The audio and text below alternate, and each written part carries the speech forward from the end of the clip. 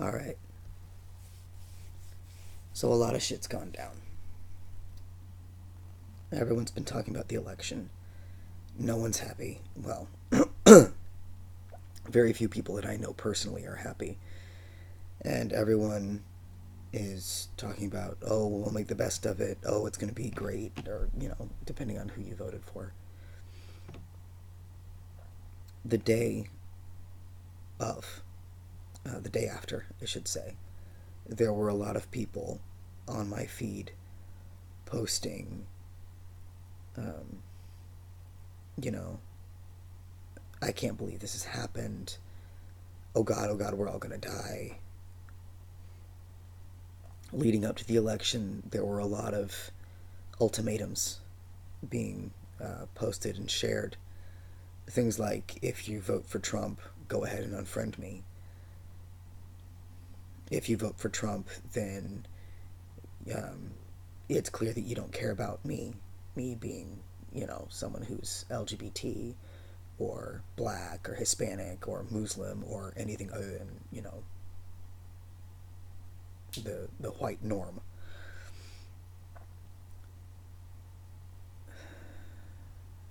I thought about sharing some of those, honestly, but it didn't seem right in a way. I know people who voted for Trump.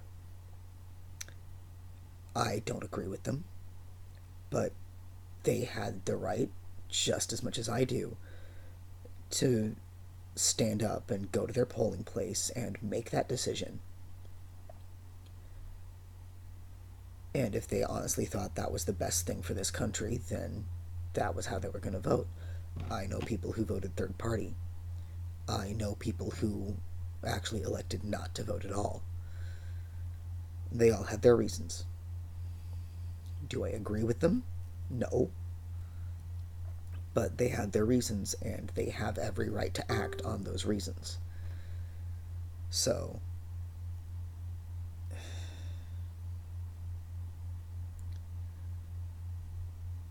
I think the roughest part is figuring out where to go from here. Everyone's panicking. There are protesters. There are still people hoping that maybe once all the votes are counted, that some of the electors in the electoral college, that some of them will change their vote and give it to Hillary, and then Hillary will win anyway. I'm not holding my breath, to be perfectly honest. We've got Trump. We're stuck with him for 4 years, like it or not. There are people saying, if we can make it to the midterms, if we can make it to, 2020, then the Democrats have the chance to seize control of the government. That's a fairly recent statement that I've heard. I don't know that I agree with it. I don't know that I want that. Yes, I voted for Hillary. Of the options, she was the one that most aligned with me. She wasn't my first choice, but my first choice didn't make it past the primary for various and assorted reasons, which I'm not interested in getting into, to be perfectly honest. So let's just pretend we did and move on, shall we? No, there's no point in beating a dead horse. I'm trans. I'm gay. I'm pagan, specifically a Satru. So that's 3 reasons why the alt-right would probably hate me. We have the KKK celebrating. We have neo-Nazis and white supremacists celebrating. We have normal, everyday people that you wouldn't look twice at in the street suddenly yelling insults and threats and pushing people around that yesterday they wouldn't have dared to, or they wouldn't have for some other reason. If you voted for Trump, okay, I respect your decision. I don't agree with it, but I respect it. I trust that the vast majority of you are decent, commonsensical, good human beings. You know, I don't think that the vast majority of you, again, voted that way because you hate blacks, or you hate Hispanics, or you hate Muslims, or you hate people like me, the LGBT crowd. I don't think that was why you voted for him. I'm giving you the benefit of the doubt. Do I agree with some of the actions of some of your compatriots? Absolutely not. The problem here is that I believe it was someone on Cracked who wrote that we have been living in echo chambers, especially the Democrats, but everybody, because of social media and because we tend to follow people whose beliefs and ideals align with our own. We end up in this little echo chamber where, one person will say something and everybody will agree, and nothing new is ever introduced. That's a bad thing. I did not do the research that I could have done in the election. I don't like politics. It confuses me. It bores me. It's ridiculous. It's a three-ring circus that has absolutely no ringmaster. So, that's on me. But I made my choice based on the issues that mattered to me, as I believe everybody in this election did. Let's be frank here. I don't like Trump. I never have. I think he's goofy looking.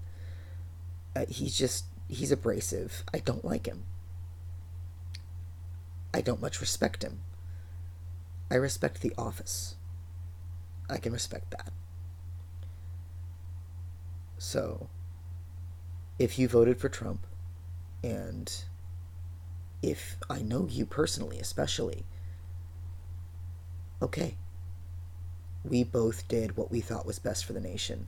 Ultimately, that's what counts, right? That's what should count. The problem comes with the vocal minority, as it always does. And in this case, the vocal minority is very, very vocal. And not just vocal anymore. It's escalating. That's worrying. So what I'm asking you to do, all of you, not just, the Trump supporters, not just the Hillary supporters, not just the third party supporters, everyone, is if you see this kind of thing, if you see someone being harassed on the street, in a restaurant, in the bathroom, for God's sake, if you see it happening, stand up. There's a phrase that a lot of my friends use, is that we protect our own. A lot of people use it, we protect our own. This is my friends, this is my group, this is my clan, this is, these are my people, I will protect them. Well, here's the thing I think everyone's forgetting. This entire nation, everyone in it, should be our own. It's our nation. From the newest baby born a minute ago to the 107-year-old black lady who was very, very proud to say that she has never missed an election since the 40s. This is our country. If we protect our own, that means we protect everyone, regardless of, color, creed, orientation, gender, sex. You could be green for all I care. You're my countrymen. That's the important thing. People are talking about, I say people, there's an article being spread about how Trump's victory could prove to be beneficial for the Democrats. Well, I don't want an entirely Democrat Congress. That's going to do nothing to solve the problem. That article mentioned the fact that if the Democrats get control of the Congress, then they'll be able to gerrymander the districts. Well, here's the thing is gerrymandering doesn't really help us, does it? It kind of screws everyone over. Because if you gerrymander the districts, then... And someone did a really good video on this, actually. If you gerrymander the districts, then you end up with a district that is mostly Democrat or mostly Republican, and the third partiers get shoved off to the sides, as they always do. That's not going to do anything for us. Because if you have a mostly Democratic district, who's voicing the concerns of the Republicans in that district? Who's listening to them? That representative isn't, because he doesn't need their vote. He's got his constituency. It's the Democrats. They're going to make sure he's elected. So why do we want to keep gerrymandering? People have been bitching about that this entire election season, and now we're talking about it like it's a good thing. No. No.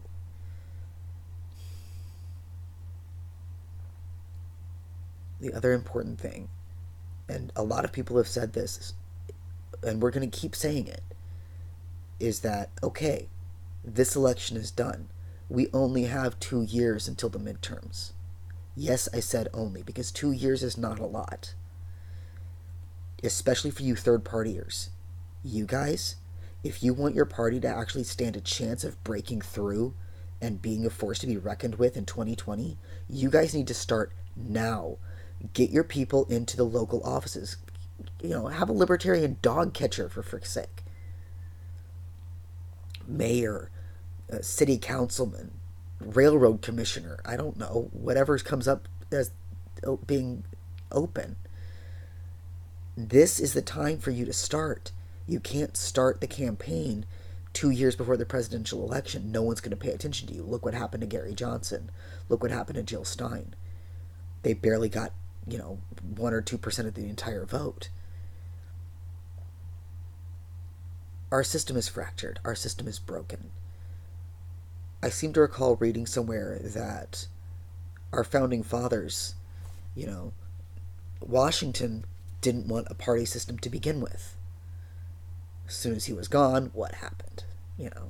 Daddy leaves and then the kids go nuts. Our system is also, I do not believe it has changed much from the original 13 states. Back then, the Electoral College was a way of making sure that each state had an equal vote, had an equal voice. There's 50 of us now. There's talk of getting a 51st. The Electoral College has seen its day. It's still necessary because without it, the people in the rural areas are going to get drowned out again, still, by the people in the urban areas. But it needs some tweaking. It wasn't, built for a country this big. No one in the 1700s, no one in the 1770s, I think, could possibly have dreamed that America would become this huge, this global force. So tweak the system, yes.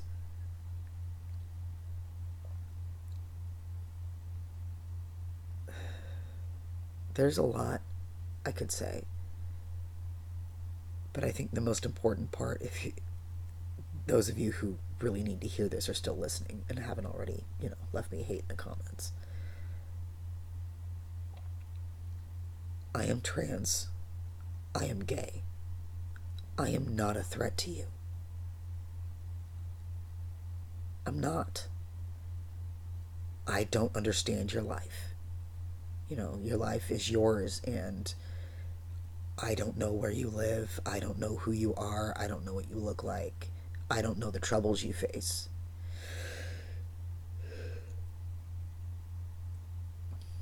Excuse me. But I'm not your enemy. I don't want to be your enemy. I never wanted to be your enemy.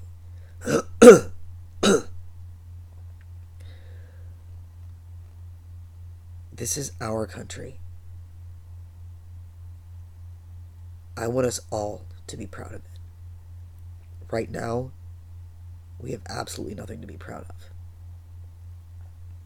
Both sides are being ridiculous. Both sides are being childish. Both sides are being violent. Hillary Clinton specifically said that if she lost, she would concede with grace and dignity, and she wouldn't contest it. That's a good thing. What we need is a peaceful transition of power. No, I'm not happy about our new president. But I'm not going to protest him, because if you protest the system, well, do you have a backup? Do you have a better plan? If you protest the system and install the person you want, then we're not a democratic republic anymore. We're not even a democracy anymore. The popular vote went to Hillary, yes. But the system, for all its faults, has probably chosen Trump. Now we have to live with it. Here's another thing. People are talking about impeaching Trump. Okay. Well, if that does happen, and if that results in his getting booted out of office, because I think a lot of people forget the fact that impeachment and removal from office is not the same thing. Clinton was impeached. He stayed in office. 2 terms, in fact, as I recall. If he is impeached, and if that results in his termination from the presidency, then we have to deal with Pence. Honestly, of the two, Pence scares me more. I would honestly rather Donald Trump as president over Mike Pence, because Mike Pence is a direct threat to me. Like I said, I'm trans. I'm gay. This man thinks you can shock the gay out of somebody, literally, with electricity. You can't. This isn't a voluntary choice. It's how I was made. I was born this way.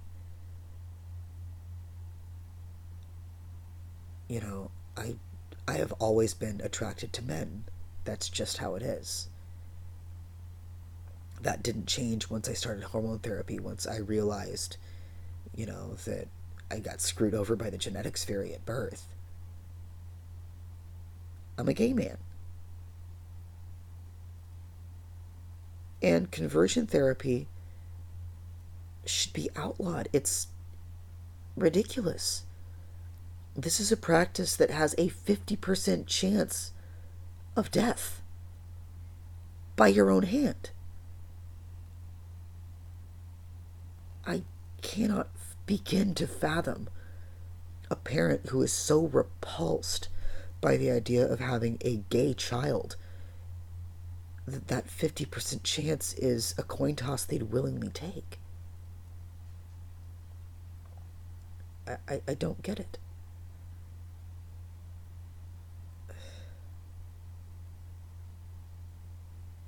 And our new vice president supports that.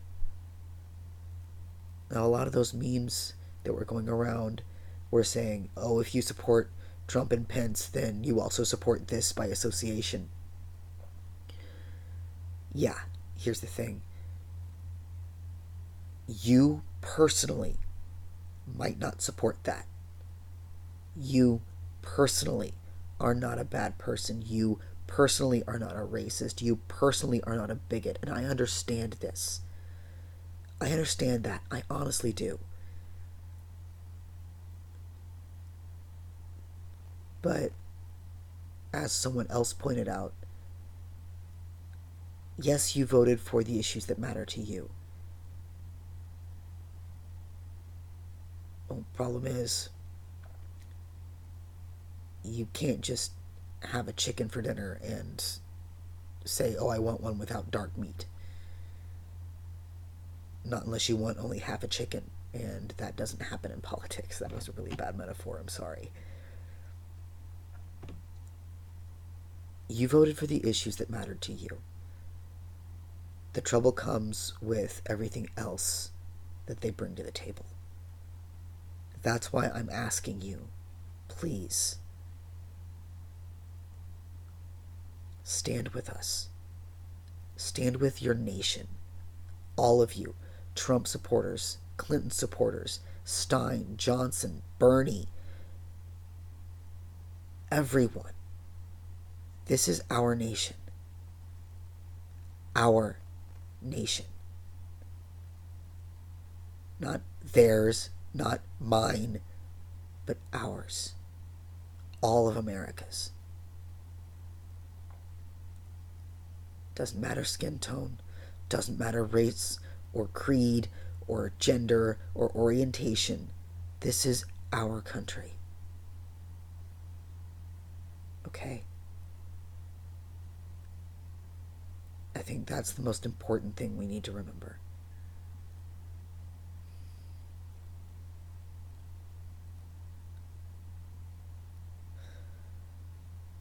I don't really know what else to say.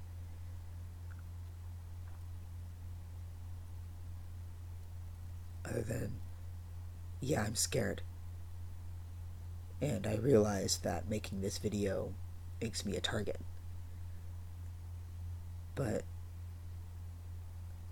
I'm not going away. I'm not going to hide myself out of fear. Because if I do that, then the real enemies, the ones who are trying to tear us apart, trying to tear this nation apart, the real enemies will have won. This is my nation. This is your nation. This is our nation. This is not a nation founded on hate. It was never founded on hate. This is a nation founded on acceptance, where all men, all mankind, where we are all created equal, with liberty and justice for all. Isn't that in the pledge? One nation, indivisible.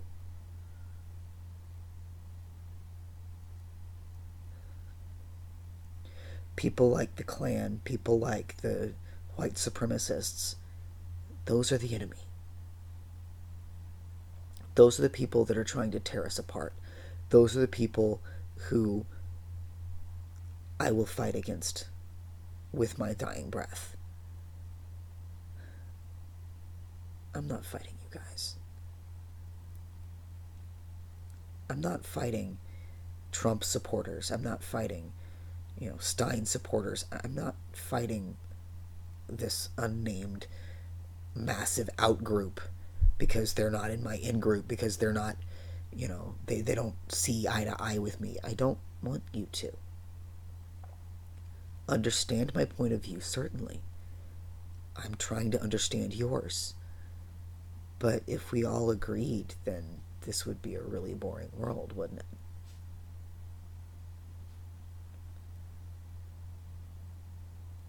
Help me. Help us defend our nation. That doesn't necessarily mean take up arms. There are many ways to do that. And one of the best is to support others. So like I said, if you see that harassment, if you see someone in trouble, if you see someone being picked on, pushed around, threatened, don't just stand by. Do something. Do something about it. Because I'm pretty sure that that's the only way we're actually going to make America great again. I have faith in us. We ain't done yet. This is our nation. And we will rise.